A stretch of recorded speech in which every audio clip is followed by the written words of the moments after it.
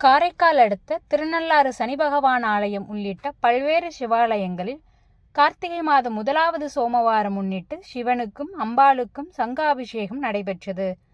இதில் ஏராளமான பக்தர்கள் கலந்து கொண்டு சுவாமி தரிசனம்.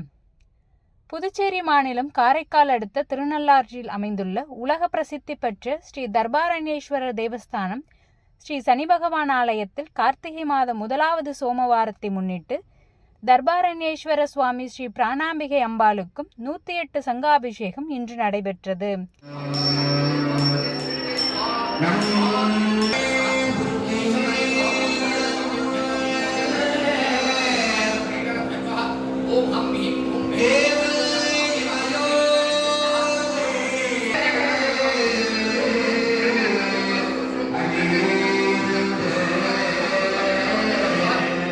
முன்னதாக கார்த்திகை மாதம் சோமவாரத்தை முன்னிட்டு சுவாமிகளுக்கு சிறப்பு அபிஷேக ஆராதனைகள் நடைபெற்றது. மாலை 108 சங்குகள் மற்றும் புனித நீர் அடங்கிய கலசங்களை வைத்து சிறப்பு யாகம் துவங்கியது. யாகம் முடிந்து புனித நீர் அடங்கிய 2 வலம்புரி சங்குகளை ஏந்திய சிவாச்சாரியர்கள் ஆலய பிரகாரத்தை வலம் வந்து ஸ்ரீ தர்பாரண்யேஸ்வர சுவாமிக்கு சங்காபிஷேகம் நடைபெற்றது.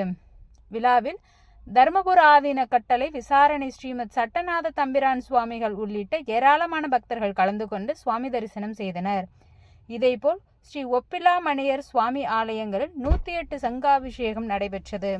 இதில் ஏராளமான பக்தர்கள் பங்கேற்று சுவாமி தரிசனம் செய்தனர்.